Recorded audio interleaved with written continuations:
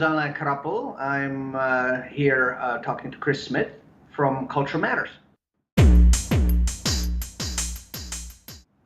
Good morning, Alain. How are you? Good, excellent. How are you, Chris? Is it good morning? I actually don't know. And let me just before you answer that question, let me just ask you the whole first question, which is always the same first question. Tell us a little bit about yourself. We have had a little pre-check before I hit record. Where do you come from? Where are you now? Because I'm looking at you through our Skype connection. It looks like you're in the yellow room. If that makes any sense. It comes across very, very yellowish. So where are you currently? Which part of the world are you? And give us a little bit of your background in terms of your cultural frame of reference. It's a lot of questions. You got 10 minutes to do so. Okay, good.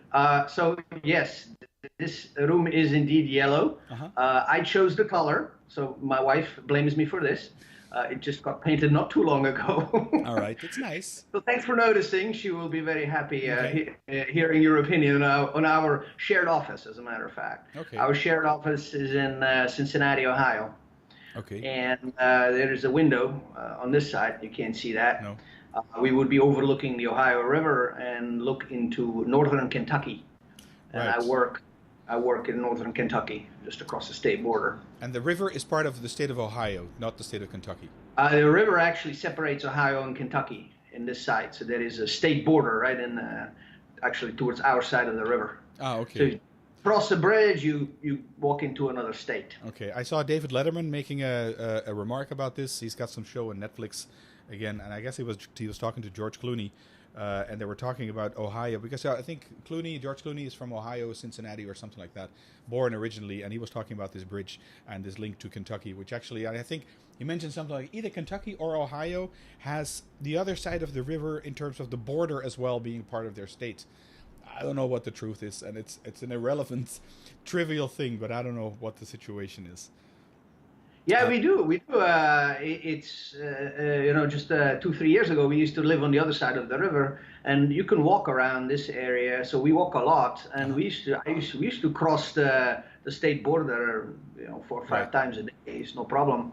So there's not too many cultural differences, I would say, between here and the other side. So. I can imagine.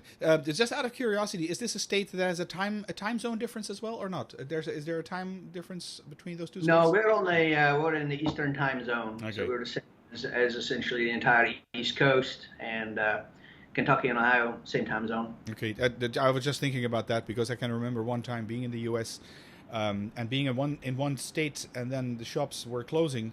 And then I just had the luminous idea, like, if we just cross that bridge, we're in another state, which is another time zone, which gives us another hour to do whatever we wanted to do in terms of shopping. So it's just curious because of that. Okay, so you're in Cincinnati, Ohio, where it is, what time are you now at?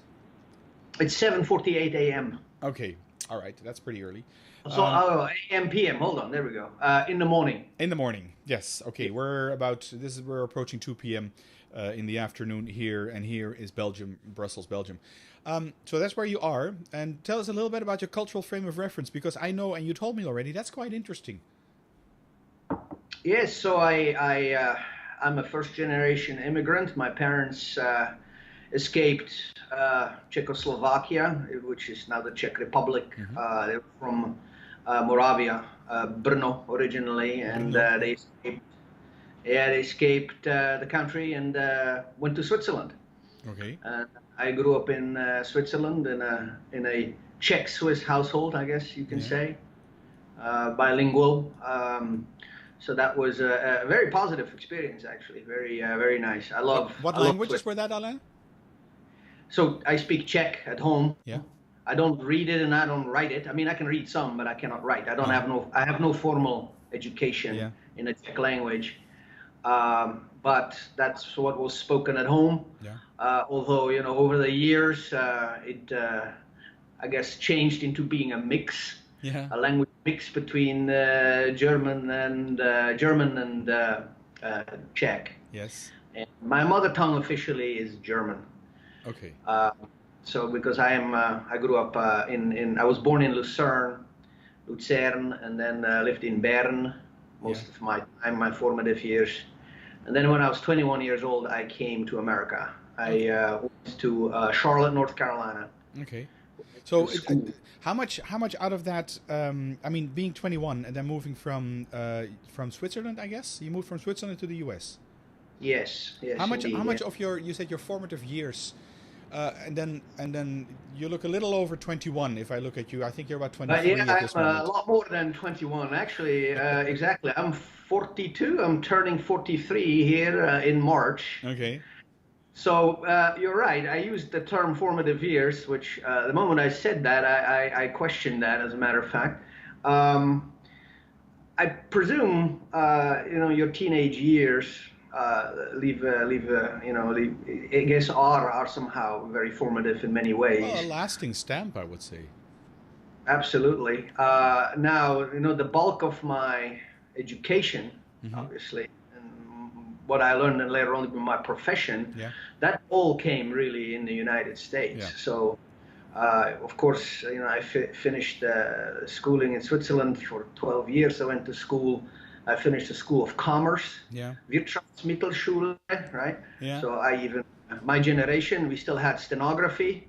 I don't know if you know what that is. Yes, I do. I'm old enough to know. I was born before I was born when the animals were still talking. So. Okay, so stenography, I haven't used that too much in my life, but since we have technology now. Yeah. But then, of course, the bulk of my education was in the United States. Yeah. So is that if you're 21 and you grew up, you said your formative years. That's a nice way of phrasing it, actually. Were in Switzerland, and then as a young kid, I mean, when you're 21, you think you're something. My 13-year-old daughter thinks she's something, and when you're 21, you think you're really something. And the older you get, the more you realize that those earlier age years, actually, you were not really something.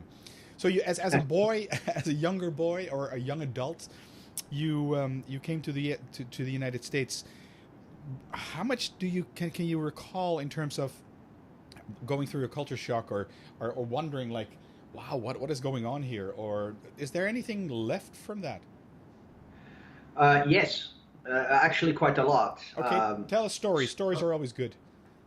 Surprisingly a lot. Before I came to the United States, as I said, I have a Swiss passport, but I traveled a lot. I traveled a lot with my parents. We went, to Spain, France, Italy, on vacation every year, multiple times. Yeah. I also played competitive sports. I played competitive golf. Okay.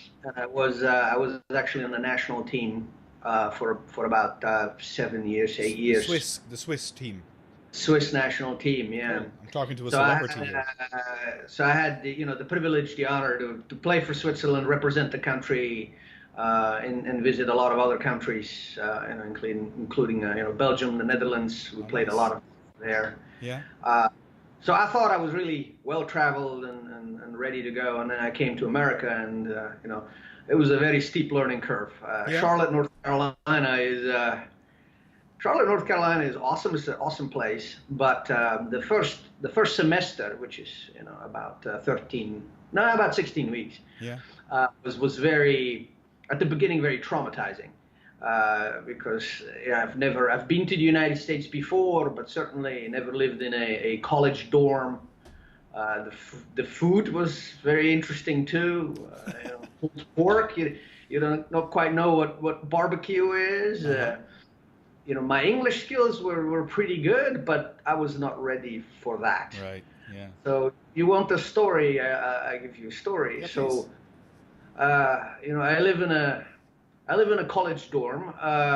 So I have 3 roommates essentially. We have bunk beds. It's very, very rustic.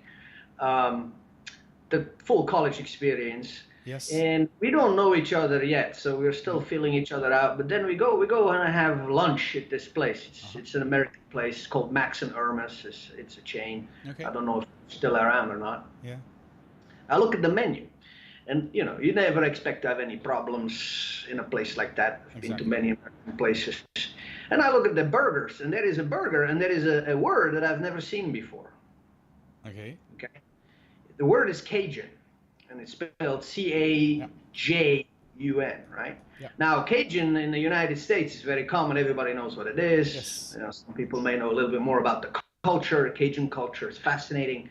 Of course, I look at it and I read the description of the burger. It sounds very, very tasty, definitely up my alley. So I want to order that Cajun burger. The problem is I have no idea how to pronounce Cajun because I have never seen the word. Yeah. So I know, you know, a little bit. I speak French. I speak a little bit of Italian. I look at it and I was like, this word is not English. I know that. Yeah. So how do you pronounce that? Yeah. So I have to make an educated guess. Yes. And these are, my roommates have not known me at all. They've known me maybe for like a day and a half. So I look at the server, very American lady, and I order a Cahoon burger. Right? And you may ask yourself, you probably think, Casey, how did I, you know, figure out Cahoon? Cahoon was a guess. Was like, well, what's the other language that this could be in? I figured out maybe Spanish. Exactamente. Es Cahoon. En español es Cahoon. Of course, it wasn't Spanish. Of course, everybody thought I was very crazy. Yeah. But it was a very funny moment. But and you do a lot of these, you know, little mini blunders when you end up actually living in another culture, having to make these small decisions, educated guesses. And you have to make them on the spot, right? You make them instantaneously. You have to make them on the spot, and you have to be confident. Yeah. And you have to pronounce that Cahoon burger. That is the only way to pronounce it. It could be like an Australian fried kangaroo burger or something like that as well. If you... Absolutely. Yeah. Now it was very tasty, and I was. It was a really good laugh. Yeah. Okay. So my roommates never forgot the story. I never forgot the story either. But you know, this is what it was, and I remember that story really well. And you know, that first semester was very deep, a lot of deep memories. Yeah, I can imagine. You pretty much you revealed your age to us as well, so I can refer to that as well. It's half of your life you lived outside of the U.S., half of your life you're living in the United States right now. So at this moment, being like in half, because if you're going to stay there, you're going to live more years in the U.S. than you've lived not in the U.S.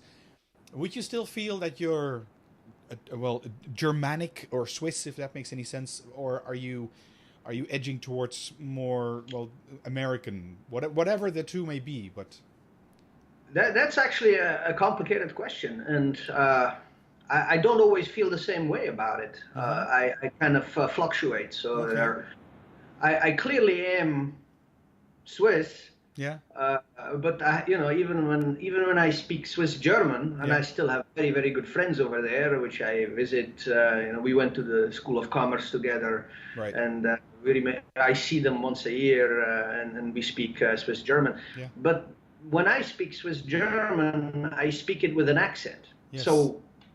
Okay.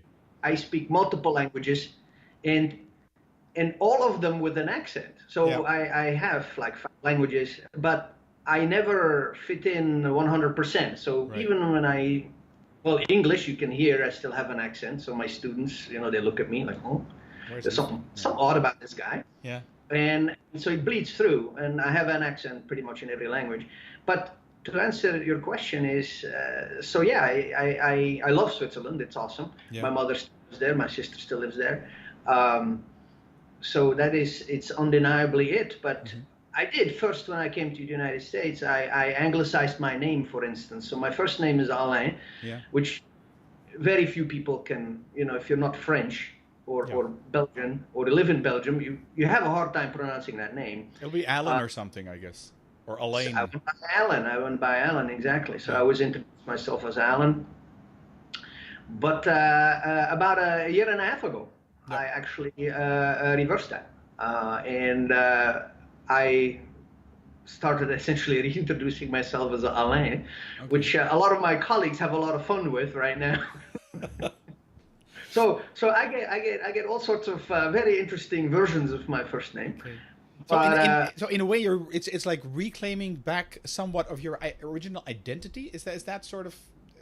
That's exactly what it is. Yeah. This is exactly what it is. It's I've over a longer time periods I've really tried to fit in harder, I guess, and not deny. Deny is too strong of a word. I still Switzerland, but not as frequently. Right now with my wife and I, we go to Switzerland quite often because we can afford it now. We can do that. Yeah. There were time periods I didn't go back for 3-4 years. And so I am reclaiming, I guess you could say it that way. I'm reclaiming a lot of my past. Yeah, I'm using that reclaiming because, I mean, being a Dutchman living in Belgium, even though their adjacent countries share the border, share the part that I live in Belgium, we share the language as well. The language is significantly different, and there are certain ways that Belgians use certain words and that the Dutch use them differently. And sometimes, I try to, because I've been living here for 10 years, you try to blend in with the Belgians, and it just doesn't make sense. It just doesn't. It's not you. It's not, in this case, it's not me using a word that is like adopted, but it's not really me. So I've decided, to go back and say, okay, this is the word that I use in my country originally. They understand what I say. So it doesn't harm the conversation or the communication at all. And they know that I'm Dutch anyways. So there's nothing lost. There's only gained to my contribution, or to my gain, is that I gain back a little bit of my originalness, and I think that's the Alain thing that you're doing at this moment. Yes. Yeah. Yeah. No. It's interesting. Yeah. Absolutely. It's small things like we talk about language now. Yeah. Even when I'm in Switzerland, it's a very small country, but we speak different accents. Yes. So I grew up. My really the city that I identify strongest with is Bern. Mm-hmm. But my mother now and my sister, they live out in Canton Solothurn towards Aarau, and they speak a different accent. It's not dramatically different. There's subtle differences, but it's not my place. It's not my accent. Yeah. Whenever I go back to Bern, typically on a day trip, it's an irrational amount of joy. Yeah. That you get when you hear that accent. It is a very strange thing, and I've pondered that actually quite a bit. Is these details? Yes, actually really matter. I think it's interesting. I think everybody that has had the experience that you have had and are still living, there is an aspect of recognition in what you mentioned in terms of all these little tiny little things you mentioned, and I think that, Alain, is a great contribution already to this podcast, because in the beginning you were wondering, can I actually contribute something, and I think at this moment you can. And we haven't even touched on the reason why you're on the show. That's not because you were Swiss and then moved to the US. It's initially you were suggested by a colleague. Why don't you talk to Alain, because he might be an interesting guest on this podcast as well, because he studied international finance. So is this the segue to your professional life, if that's okay with you? What is, first of all, and this is something, what is so interesting about finance? I'm an avid listener to a reader and listener to The Economist, which I religiously go through every week. But the topic of finance, I would consider that I'm not the biggest idiot on this planet, but I find that so hard to understand that section on finance.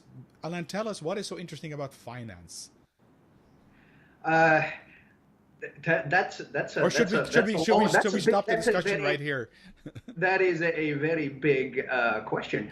In the United States, well, Switzerland. Okay, so it started when you're younger in Switzerland, and, sure. In the environment that I was in, I was living up to the stereotype, surrounded by a lot of bankers. Yeah. Because I played golf. I was in it. So I was always banking, and the Swiss banks, it's very difficult not to find that interesting in some ways. So that was kind of lodged in the back of my head. Then I came to the United States, and I actually studied economics. Okay. And the reason I studied economics is because I translated the wrong way. So if you look in a dictionary, you go Betriebswirtschaft, that's what I want to study. So Wirtschaft is economics, I'm going to study economics. Right. So I started studying economics, and I realized it had absolutely nothing to do with what I really wanted to study. That's another. That's a very interesting. Just because of the dictionary, you end up doing something different. Well, you're a 21-year-old kid essentially, but I found it fascinating. The professors at the school were absolutely fascinating. And economics, I like the way the way you learn how to think in economics is extremely valuable. But I always had this interest for finance in the back of it, and somehow the idea that I have to work for a bank. Right. It's the weirdest thing in life. You think you have to do something. So that's why I always kind of did a little bit of the dual track. I took finance classes, and then I actually ended up doing an internship. I ended up working for Merrill Lynch for stockbrokers. Well, they don't like to be called that way. They're financial advisors. Yeah, that's better. Politically correct as well. It's better, and I was always looking for a more analytical role because it fits my personality. I'm not an extrovert. I don't have a sales personality. But I did dive more into finance and then into investments. Okay. And what I like about it is actually it's kind of, I call it the mechanics. It's what's behind it. The whole idea of risk and return is very beautiful, and the way the theory, what was developed, the way that was discovered over time, and what people like Markowitz did, names that probably don't mean a lot to people that are outside of finance. Exactly, yes. Exactly. But it really is absolutely fascinating what's behind it and the thinking and so it's kind of a general answer to you. We talk about what makes finance fascinating for quite a while.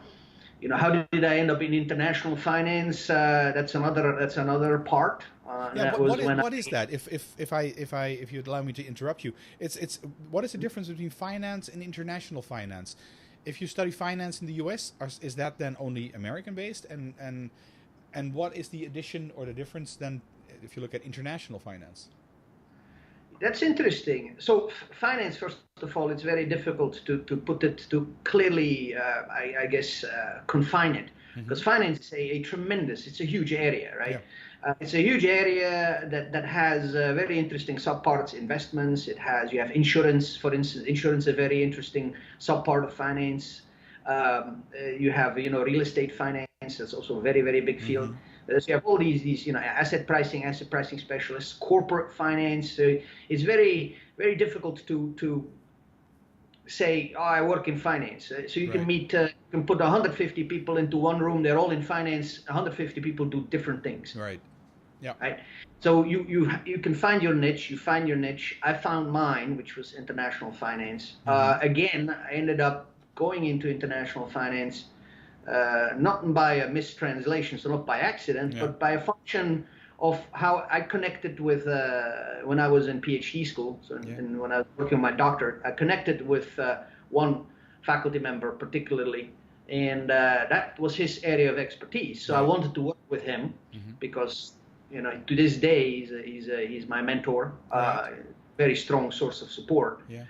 And so I ended up doing international finance with him, and he starts essentially teaching. He started teaching me international finance, and that's how I ended up going into it. I've always thought I probably would be a good fit for me. Yeah. Coming from an international background, as silly as it sounds. No, I guess not. I mean, I think it's a necessity.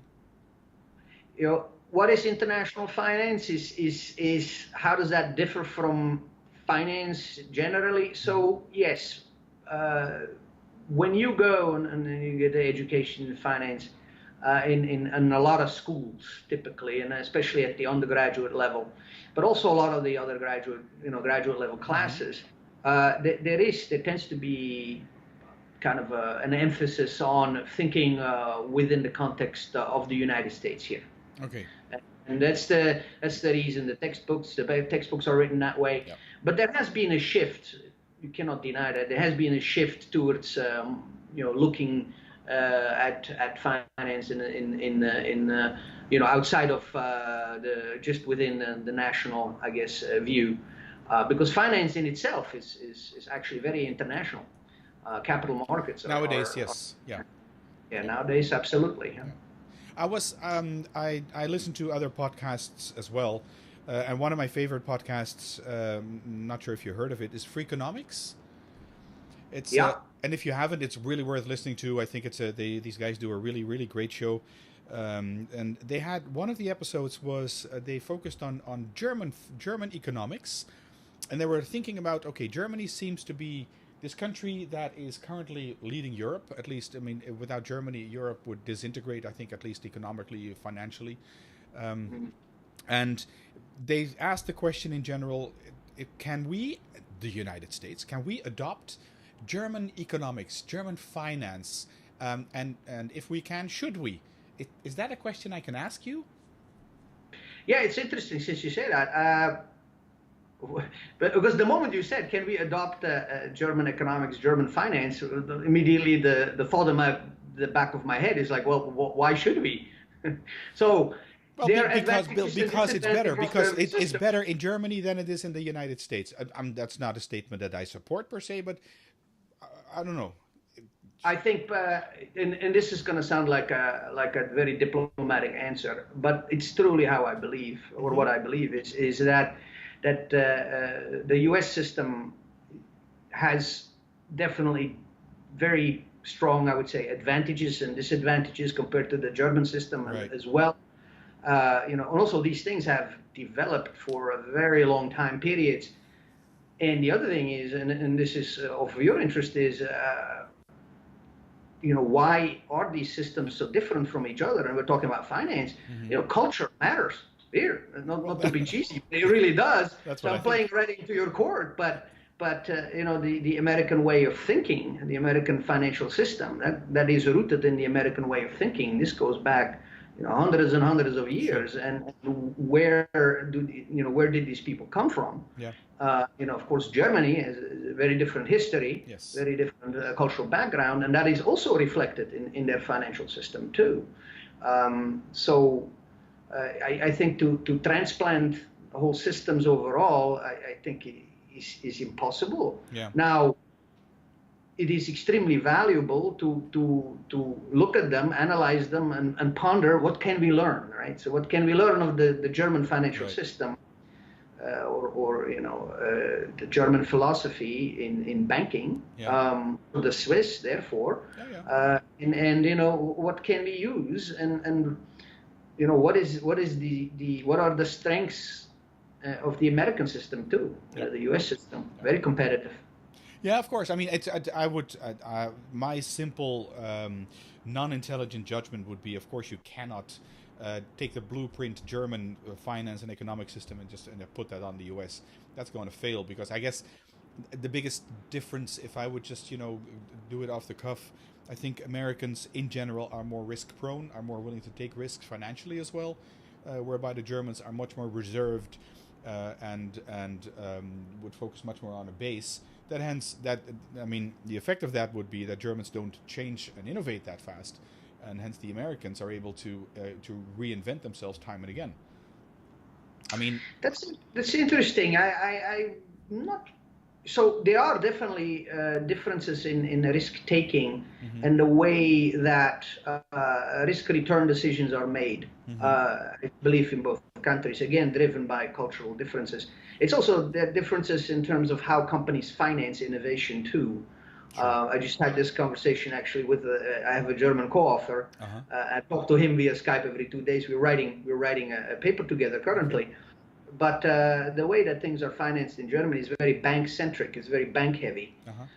Whereas in the United States, as a corporation, if you raise capital, of course, certainly banks play a very, very important role. Yeah. But the capital market very often is kind of the starting point for corporations to raise capital.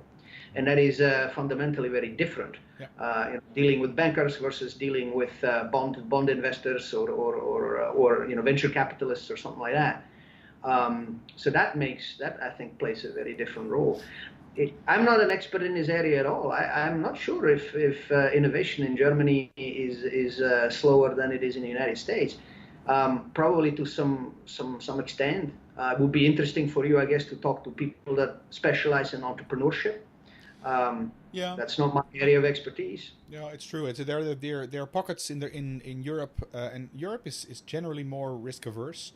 and less innovative than the United States. Even though the United States might be slowing down on that, it's still number one in terms of innovation in all levels, I guess. But there are typical pockets. And pockets, I mean cities like Berlin. If you talk about Germany, Berlin is typically an area where which likes to attract and likes attract likes, etc. So the entrepreneur attracts the other entrepreneur. So you get these pockets of entrepreneurial behavior in, for instance, a city like Berlin.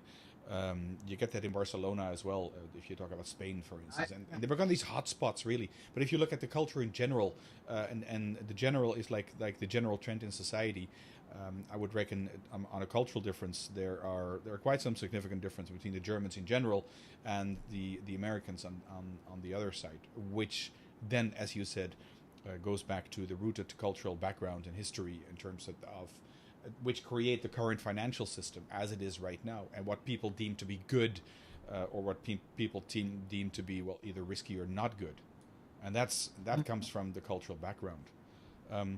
I'm looking at the time, Alain. And there are two subjects. It's going to be a longer interview than normal, because they're. You mentioned in the beginning that you also are, and excuse me if I got the term wrong, coordinate the international business program. Yeah, that's correct. At our College of Business, I do that. And that's what you do as well. And you also send students to other countries. Is that a combination, those two, the international business program, and then sending students to other countries to do part of their study in another country? And tell us a little bit more about that, if you can, please. Absolutely. And this is something that I've been doing for a relatively short time period. I find it absolutely fascinating. Because it does. I'm learning a lot about our students in this way. I am also a professor, so I do, I am in touch with my students quite a bit. But this is a very specific aspect of our students. And the school that I'm at, Northern Kentucky University, most of our students have not traveled abroad.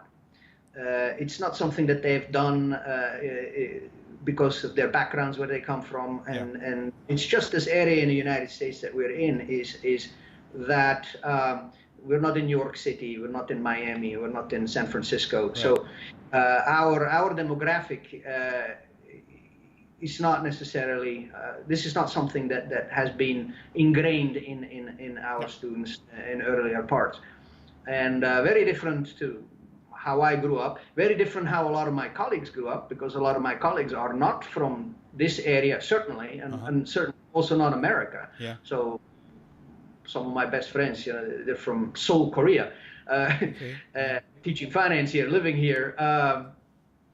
But we are trying to develop this in our students now on a broad scale, to encourage them and say, go study abroad. It's a fascinating experience. We're doing the same thing to actually also our faculty members as well. Okay. So last summer was an important stepping stone. We were part of a summer school program in Bremen, Germany. I was lucky enough to teach the class there. I taught principles of finance. And we had a group of 9 students. I believe 7 of them have never been on an airplane before. Wow. We went to Bremen, Germany for 4 weeks, and it was fantastic. Yeah, it was an extremely positive experience.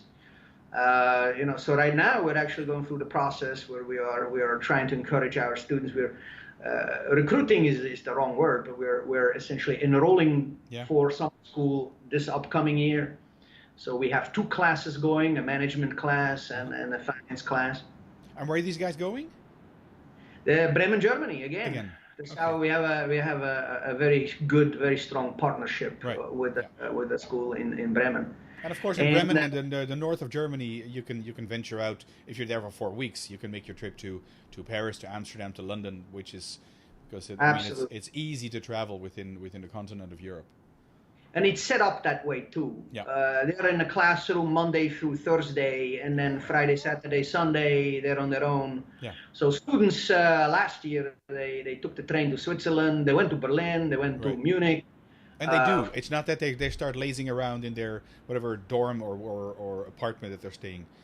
They actually do go out. It is absolutely fascinating. And I saw people from never having been on an airplane before to taking the bus all around all around Europe. I've not taken the bus all around Europe.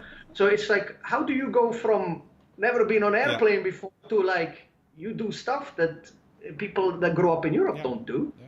So it's very enriching, very inspiring, I have to say. Yeah.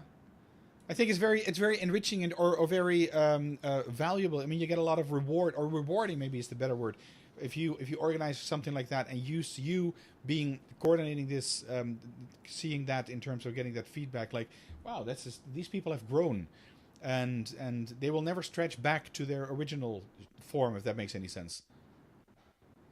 Yeah, no, absolutely, and you know, 7 out of the 9 can't wait to travel again. You know, 2 of them they may have overstretched them a little bit. That was a little bit too outside of their comfort zone.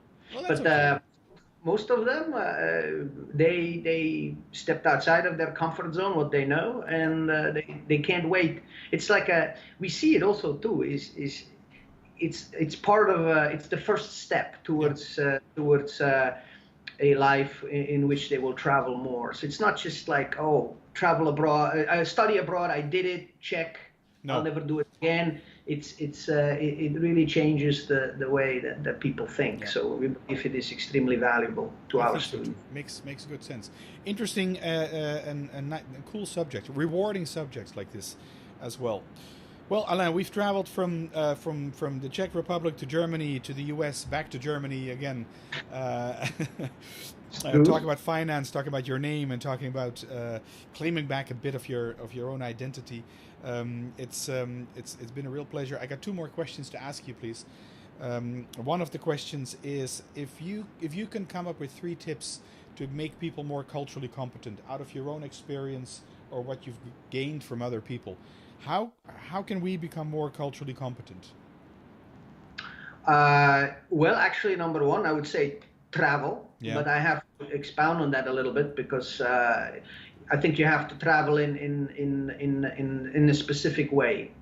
So I think when you travel to different countries, I think you should. And people have different comfort zones, but I think you should make an attempt to exit that comfort zone.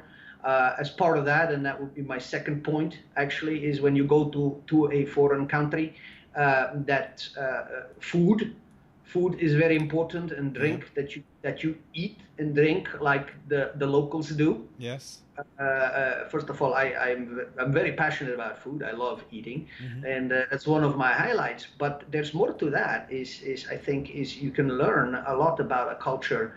If you look at their eating and drinking habits and what they do, their customs as well. Yeah. So, you know, when you go to Germany, and I keep telling this the students that we are about to send over, you know, don't eat hamburgers, you know, go try. It's an opportunity. Try Middle Eastern food, right? Great. Germany, sauerkraut and stuff like that, you know. Of course, right. But there are lots of other things, and great seafood too in Bremen, of course. True. So these 2 points, I would say, is travel and then step outside of that comfort zone when you do travel, and then, you know, try to not adapt, but try to immerse yourself into the local culture. Maybe the third point too is associated with it is talk to the local people. Don't be afraid.